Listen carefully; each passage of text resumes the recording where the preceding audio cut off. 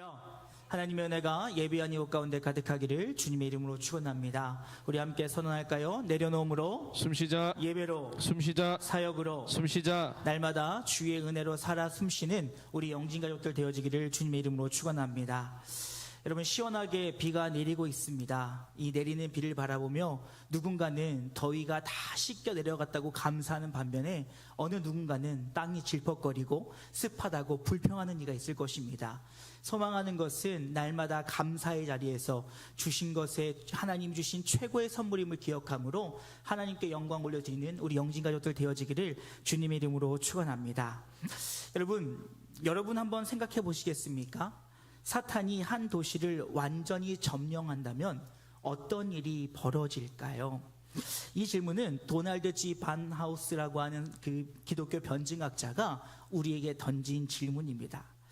여러분, 우리는 이 질문을 던지면 아마도 굉장히 무질서한 사회가 될 것이다 라고 생각한다는 것이지요. 그래서 도덕적으로, 윤리적으로 굉장히 문란하고, 또한 제약이 확산되어지고 있으며 우상숭배가 남부할 것이요, 분열과 억압이 가득하므로 이 땅이 굉장히 무질서해질 것이다 라고 생각합니다. 그런데 여러분, 이 반하우스는 뭐라고 이야기하냐면, 한 도시를 완전히 사단이 점령하면 그 겉모습은 도덕적이며 굉장히 세련되어질 것이고 고급스러워질 것이라고 이야기합니다. 더하여서 평화롭고 안정적인 사회가 될 것이며, 그로 인해서 사람들이 죄에 대해서 무감각해진다라고 이야기합니다. 그래서 더하여 이렇게 얘기하지요. 교회는 문전성시를 이루게 될 것이고, 그러나 아무도 그리스도를 설교하지 않을 것이다 라고 이야기합니다. 내 눈앞에 보여지는 평안함과 만족함들, 내 안에 눈에 보이는 그 호사로움들이 우리로 하여금 하나님 앞에 서지 못하게 한다는 것이지요. 그리고 우리의 죄와 우리의 연약함을 깨닫게 해야 될 교회마저도 그 기능을 상실해 버린다는 것입니다. 교회 안에 그리스도가 없게 되어지고, 그리스도는 그저 자기 실현을 위한 통로가 되어지며 그저 자기 만족을 위한 신앙들이 이루어질 것이다 라고 이야기합니다.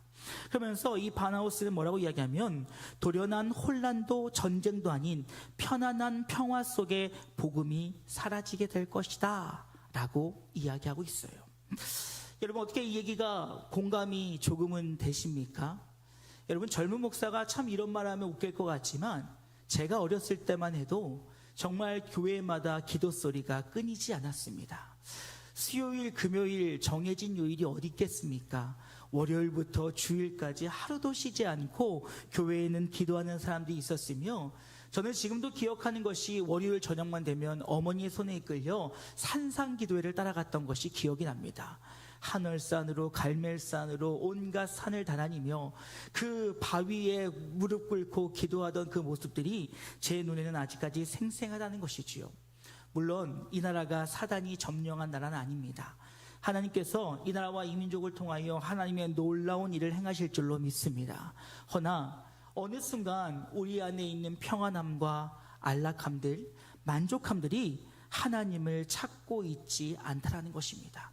그리고 되려 한국교회는 이제는 자기만 아는, 또 자기의 것을 위해 얼마든지 싸울 수 있는 그런 이기적인 집단으로 평가받고 있다라는 것입니다. 여러분, 이러한 가운데 우리가 해야 될 일은 무엇입니까? 그저 우리만 즐거워하며 우리만 기뻐할 것이 아니라 하나님 교회에 주신 그 영광을 회복하기 위하여 우리가 함께 나아가야 될 줄로 믿습니다. 그 말은 무슨 말이겠어요? 여러분, 교회는 교회의 본질로 돌아가야 될 것이요, 성도는 성도의 합당한 삶의 모습을 통하여 하나님께서 허락하신 교회의 영광을 회복할 수 있어야 된다는 것입니다. 여러분, 오늘 우리가 읽은 고린도 후서의 배경을 보게 되어지면, 바울은 고린도 교회를 사랑하는 마음으로 그 고린도 교회 안에 있는 문제를 해결하고자 합니다. 그래서 그들을 가장 사랑했던 동역자 디모데를 그들에게 보내요. 그들의 영적 상태를 확인하고 그들을 바로 세우고자 노력합니다. 그런데 돌아온 디모데로부터 듣는 소식은 고린도 교회의 좋은 소식보다는 좋지 못한 소식을 듣게 되어지지요. 이에 바울은 다시 디도를 보내게 되어집니다. 그리고 디도가 돌아와 어떠한 소식을 전할지 기다리고 있었지만 디도가 돌아오지 않았다는 것이지요. 이에 이 바울은 걱정되는 마음과 여러 가지 마음을 가지고 마게도니아로 가서 디도를 기다리는 가운데 디도를 만나게 되어집니다. 그리고 그때 디도로부터 들려왔던 소리가 드디어 고린도 교회가 변하기 시작했다는 거예요. 그 소리를 들은 이 바울은 흥분을 감출 수 없었습니다. 그래서 우리가 다 읽지는 않았지만 고린도후서 1장을 보게 되어지면 위로하시는 하나님에 대해서 거듭 이야기하고 있는 것을 볼 수가 있어요. 고린도 교회를 너무너무 사랑했고 고린도 교회 회복을 기다렸고 고린도 교회가 온전히 주님 앞에 서기 위해서 그렇게 노력했던 바울에게 이제 디도를 통하여 고린도 교회의 변화에 대한 놀라운 이야기를 듣게 된 거예요. 그리고 나서 하나님은 그 소리를 통해서 그동안 힘들고 어렵고 염려와 근심 속에 있었던 바울을 위로하고 계신 것을 볼 수가 있습니다. 그런데 그것으로 바울은 그치지 않았어요. 이제 바울은 고린도 교회 성도들을 향하여 너희가 이제 하나님 앞에서 회복이 시작되었으면 이제 정말 하나님의 온전한 교회로서 그 역할을 능히 감당해야 될 것이요, 그러기에 그는 이어서 고린도후서 1장 8절 말씀 보면 이렇게 얘기합니다. 형제들이요, 우리는 여러분이 우리가 아시아 지방에서 겪은 환난에 대해 알아주셨으면 합니다. 당시에 우리는 우리가 감당할 수 없을 정도로 큰 박해를 받았으며 살아남을 소망조차 모두 잃어버릴 지경이었습니다 라고 이야기해요. 아니, 감격과 위로로 즐거워진 가운데 그는 갑자기 아시아에서 당했던 고난에 대해서 이야기하고 있는 것을 볼 수가 있어요. 그러면서 이어지는 9절 말씀에 뭐라고 이야기하냐면 그 모든 것은 우리로 하여금 하나님을 의지하게 하기 위한 하나님의 방법이었다라고 이야기합니다. 이 말인즉슨 무엇입니까? 고린도 교회 성도들이요, 우리가 이제 고난을 당하고 어려움에 처할 수도 있을 것입니다. 허나 분명한 것은 하나님께서 이 시간을 통해서 우리를 굳건하게 하실 것이요, 그러니 지금 우리가 해야 될 일은 세상이 흔들리고 세상이 악하여지고 세상이 어떤 모습으로 변한다 할지라도 우리는 하나님만 의지하며 나아가야 됩니다 라고 바울은 이야기하고 있는 것을 보게 되어집니다. 그리고 나서 바울은 2장 12절부터 3장 18절까지 말씀을 통해서 자신의 사도직에 대해서 그는 변호를 합니다. 그리고 나서 이어지는 4장의 말씀을 보니까 이제 그가 사도로서 예수 그리스도만을 증거하는 삶을 살았다라고 하면 이야기를 하면서 이어지는 4장 7절 오늘 본문의 말씀을 보면 이렇게 얘기하지요. 그러나 우리는 이 귀한 보물을 우리의 깨지기 쉬운 질그릇 같은 육체 속에 담고 있습니다. 그것은 이러한 엄청난 능력이 우리에게서 나온 것이 아니라 오직 하나님께로부터 나온 것임을 보여주기 위해서입니다 라는 말씀을 통해서 우리의 질그릇과 같은 연약한 몸 안에 예수 그리스도의 보배가 숨겨짐을 통하여서 이 땅 가운데 주의 사도로서 주의 성도로서 나의 힘과 나의 능력으로 살아갈 것이 아니라 내 안에 있는 예수 그리스도로 살아가게 하신다라고 그가 오늘 담대하게 이야기하고 있는 것을 볼 수가 있습니다.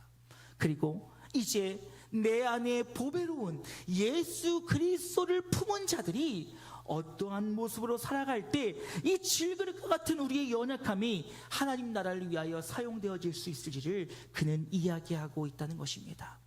사랑하는 여러분, 소망하는 것은 오늘 본문의 말씀처럼 질그릇과 같은 연약한 우리들이 온전히 예수 그리스도를 담아 그를 드러냄을 통하여 하나님의 나라를 위하여 쓰임받기를 생각하며 결단하는 복된 시간 되어지기를 주님의 이름으로 축원합니다. 이를 위해서 첫 번째로 우리가 해야 될 것은 우리의 연약함을 인정해야 된다는 것입니다.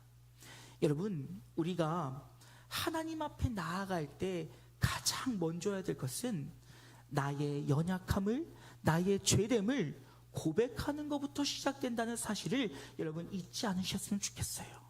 우리가 무엇을 하든지, 우리가 어떤 상황 속에 있든지 우리는 주님 앞에 나아갈 때 너무나도 연약한 자요, 너무나도 죄 가운데 붙들려 있는, 주님이 없이는 살 수 없는 자임을 날마다 고백할 수 있어야 된다는 거예요.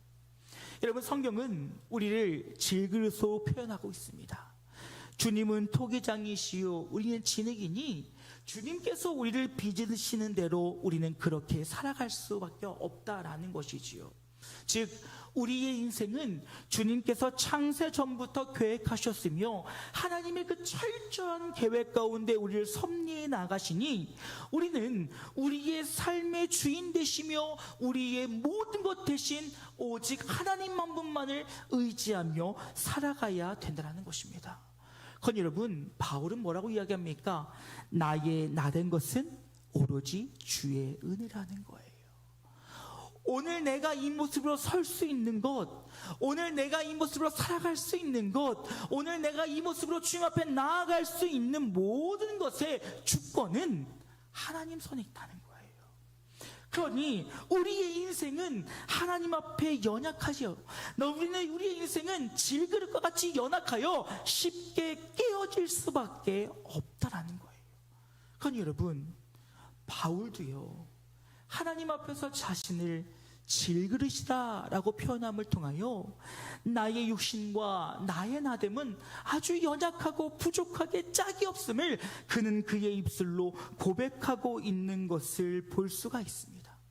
그러는 가운데 주님께서는 그러기에 나에게는 주님 외에는 그 누구도 없다라고 하는 철저한 고백으로 이어질 수 있게 되어졌다는 것입니다.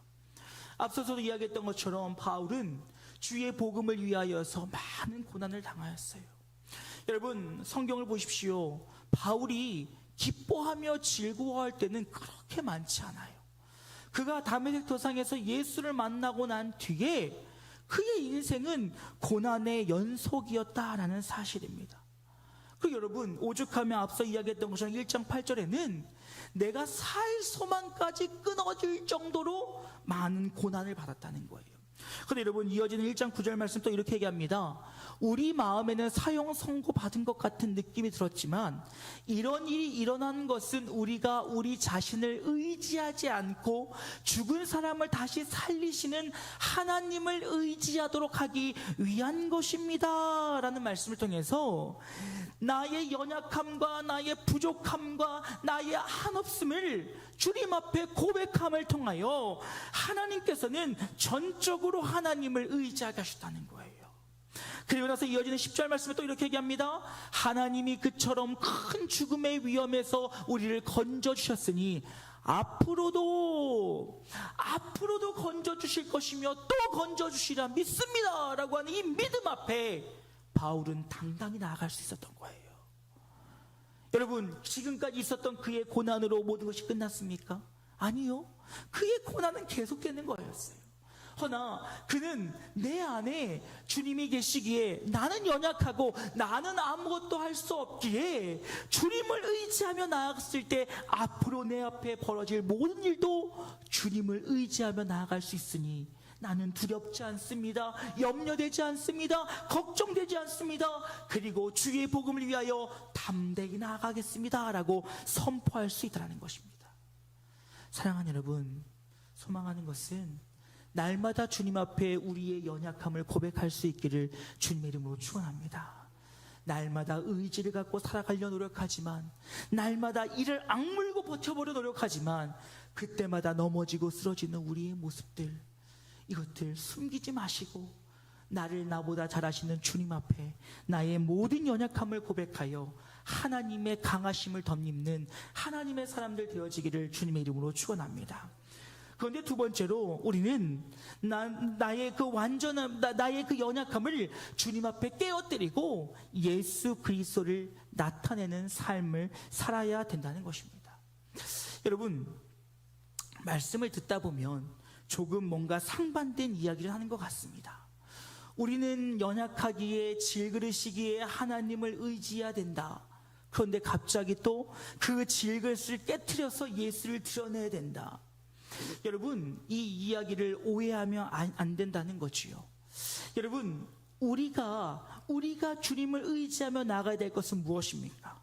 우리는 연약하고 우리는 부족하고 우리는 아무것도 할 수 없기에 예수 그리스도를 의지하여 예수 그리스도의 능력을 힘입어 예수 그리스도의 힘으로 살아갈 수 있도록 기도해야 된다는 거예요. 그런데 여러분, 이 안에 무엇이 포함되어 있냐면요, 예수 그리스도가 아닌 것은 과감하게 깨어버리는 것도 포함되어 있다는 거예요.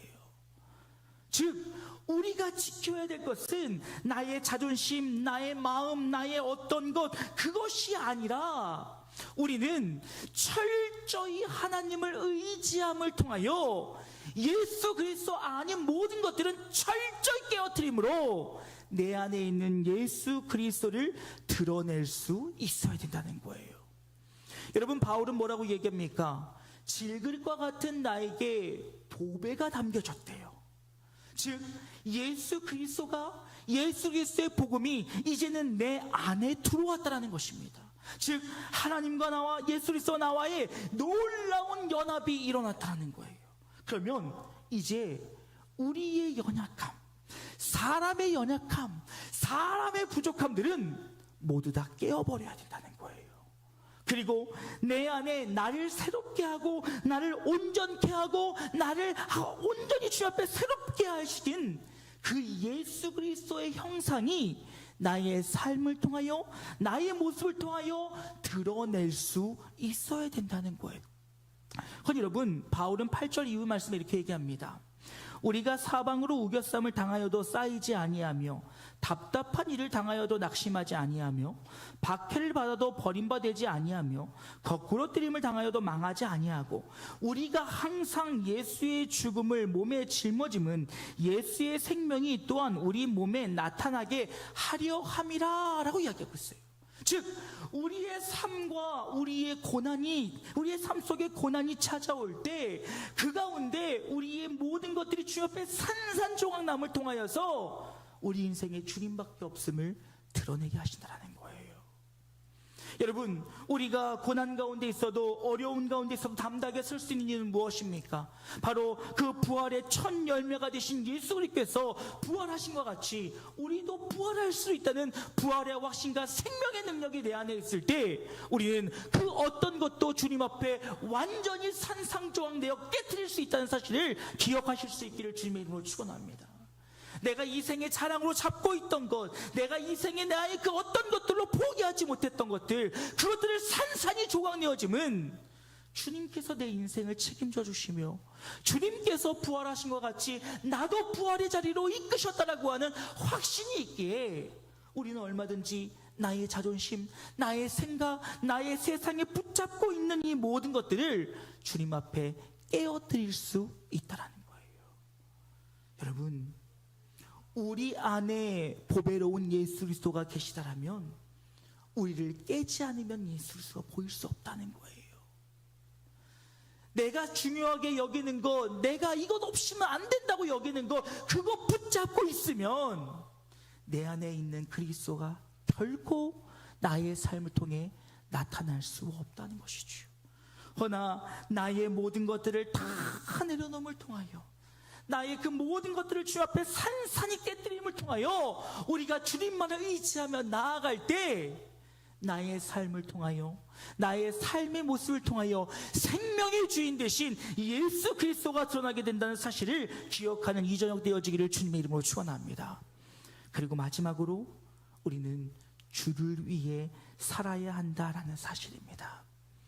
사랑하는 여러분, 주님께서는 이미 우리의 주권자요 소유자 되시지만 예수 그리스도를 통하여 다시 한번 확증하셨다는 사실을 잊지 않기를 주님의 이름으로 축원합니다. 여러분, 나의 인생은 내 것 아니라는 거예요. 나의 인생은 하나님의 은혜라는 것이지요.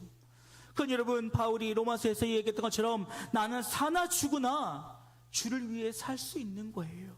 왜요? 이전에 나를 깨뜨리기 이전에는 내가 율법에 붙들리어 내 성공에 붙들리어 나의 그 학문에 나의 배경에 나의 집안에 붙들려 살아갔지만 이제 예수 그리스도가 날 위해 십자가의 죽으심과 부활하심을 믿고 난 뒤에 주의 영광을 위해 살아가는 내 삶은 주님께서 허락하신 새로운 삶이니 이제는 내가 죽어도 주를 위해 죽고 살아도 주를 위해 살겠노라고 그는 고백할 수 있었다는 것입니다. 여러분 11절 말씀 이렇게 얘기합니다. 살아있는 우리가 예수를 위해 항상 죽을 위험을 당하는 것은 우리의 죽을 몸에 그의 생명이 나타날 수 있도록 하기 위한 것입니다 라고 이야기하고 있어요. 여러분, 우리의 그 위험 가운데서도 건지시는 하나님, 우리의 생명을 잃어버릴 그 상황 속에서도 나와 함께 하심을 통하여 우리의 인생이 하나님 되심을 보여주시는 그 하나님. 여러분, 당시에는요, 신앙을 지키기 위해 많은 순교자들이 일어났던 시기입니다. 우리가 잘 알고 있는 디아스포라, 신앙을 지키기 위하여 흩어질 수밖에 없었던 그들. 물론 하나님께서는 디아스포라를 통하여 유대와 사마리아와 땅끝까지 이뤄낼 증인이 되라고 하신 주의 말씀을 성취하셨지만, 그들이 그 떠나갈 때에는 그들이 그곳에 더 이상 살 수 없어, 그들이 더 이상 그곳에 나의 생명을 보존할 수 없어 주님의 말씀에 따라 그들은 흩어졌다는 거예요. 그럼에도 불구하고 그들이 가 있는 곳들마다 경제적인 탄압을 받았고요, 생명의 위협을 당하였고요, 우리는 바울을 보면 알 수 있듯이 그가 복음을 전함으로 인하여 유대인으로부터 죽을 위기를 몇 번이나 당하는 것을 우리는 보게 되어집니다. 그런데 여러분, 바울은 뭐라고 얘기합니까? 그럼에도 그 상황 속에서 주님께서 나를 구원하심을 통하여 주님의 생명이 참된 생명이요, 그 생명이 나를 구원했다는 사실은 나의 삶을 통하여 증명하려 하셨다라는 것입니다. 사랑하는 여러분, 소망하는 것은 우리가 주의 몸된 성전에서만의 성도의 삶이 아니라 우리의 삶의 모든 연장 속에 거룩한 백성으로 성민으로서의 온전한 삶을 살아가기에 부족함이 없기를 주님의 이름으로 축원합니다. 여러분, 우리의 삶은요, 거룩해야 돼요. 여러분, 가끔가다 거룩해야 된다라고 하면요, 착각하시는 분들 계시더라고요. 저는요, 어렸을 때 거룩하다라고 하면요, 목사님들처럼 머리 2대8로 쫙 나누고요, 넥타이 꼭 하고요, 성경책은요 꼭 옆에 끼고 다니는 게 거룩한 줄 알았어요. 정말로 그랬어요. 예전에요, 제가 한번 그런 기억이 있습니다. 주일학교 때요, 친구하고 놀다가 성경책 던졌다가요, 성경책으로 뒤지게 맞았어요. 아니, 그렇게 귀한 성경책으로 왜 사람을 때립니까? 그런데요, 이 거룩함, 겉으로 보이는 율법주의자들 같은 거룩함을 거룩함이라고 생각했어요. 하지만 여러분, 진짜 거룩함은 그것이 아닙니다. 여러분, 우리는 세상 속에 살아가지만 세상의 방법과 세상의 이치와 세상의 가치와 세상의 기준으로 살아가는 것이 아니라 하나님의 기준과 하나님의 가치와 하나님의 것으로 사는 것이 거룩함임을 잊지 않기를 주님의 이름으로 축원합니다.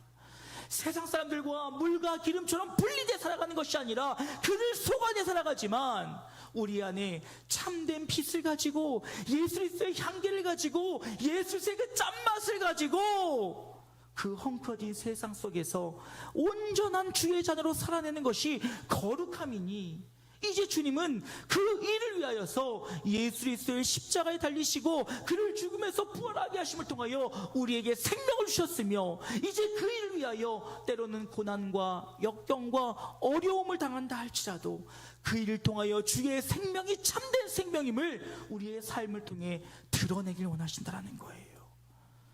그러게 사랑하는 여러분, 우리의 삶은 주를 위한 삶이 되어야 되는 거예요. 왜요? 그의 죽으심과 부활하심으로 오늘 나에게 새로운 생명을 허락하셨으니까요. 사랑하는 여러분, 이 결단이 바울의 결단이 아니라 오늘 우리의 삶의 결단이요, 신앙의 결단이 되어질 수 있기를 주님의 이름으로 축원합니다. 이제 말씀 마치고자 합니다. 사랑하는 여러분, 우리는 인생의 정답을 잘 알고 있습니다. 우리의 인생의 목적은 먹든지 마시든지 무엇을 하든지 주님의 영광을 위해서라고 하는 그 말에 따라 하나님의 영광을 위한 삶이라고 우리는 곧잘 대답합니다. 허나 정작 우리의 삶은 어떠한 모습으로 살아가고 있는지요? 우리는 주의 말씀 앞에서, 우리에게 생명을 주신 그 하나님의 말씀 앞에서 내가 과연 합당한 모습으로 주를 위한 삶을 살고 있는지, 나의 삶을 통해 그리스도의 참된 생명이 드러나고 있는지 점검해 보아야 될 것입니다.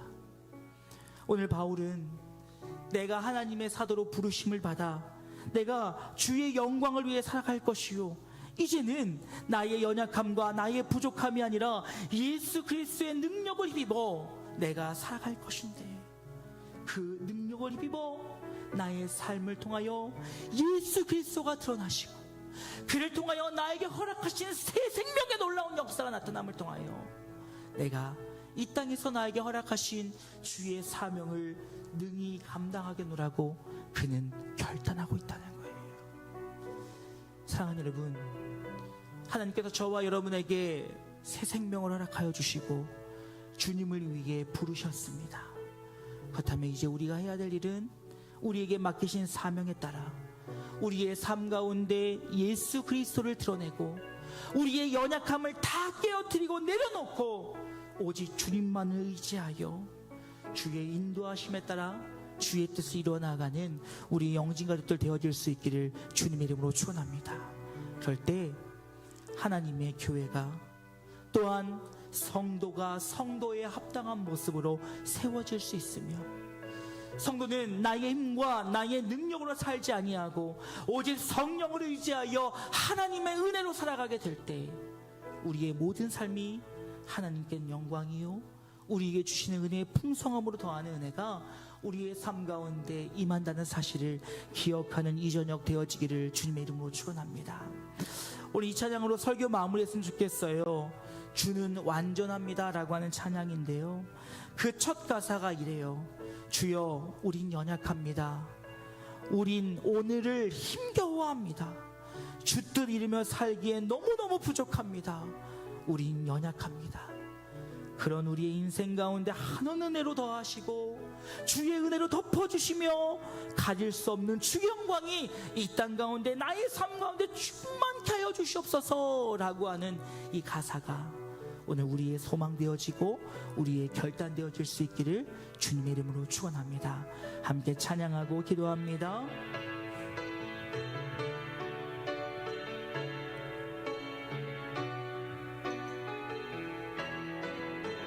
주여 우린 연약합니다. 주여 우린 연약합니다. 우린 오늘을 힘겨워합니다. 주 뜻 이루며 살기에 부족합니다.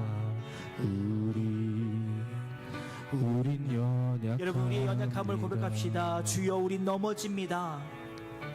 주여 우린 넘어집니다. 오늘 하루 또 실수합니다. 주의 긍휼을 구하니 죄인입니다. 우리 주만 바라봅니다. 한없는 주님의 은혜, 한없는 주님의 은혜 온 세상 위에 넘칩니다. 가릴 수 없는 주 영광 온 땅 위에 충만합니다. 주님만이 길이오니 우리 그 길 따라갑니다. 그날에 우리를 이루신 주는 완전합니다. 한없는 주님의 은혜, 한없는 주님의 은혜 온 세상 위에 넘칩니다. 가릴 수 없는 주 영광 온 땅 위에 충만합니다. 주님만 이기리오니 우리 그 길 따라갑니다. 그날에 우리를 이루신 주는 완전합니다. 주님만이 길이오니 주님만이 길이오니 우리 그 길 따라갑니다. 그날에 우리를 이루신 주는 완전합니다. 사랑하는 여러분, 함께 기도했으면 좋겠습니다. 하나님, 우리는 연약합니다. 우리는 쉽게 깨어질 질그릇과 같습니다.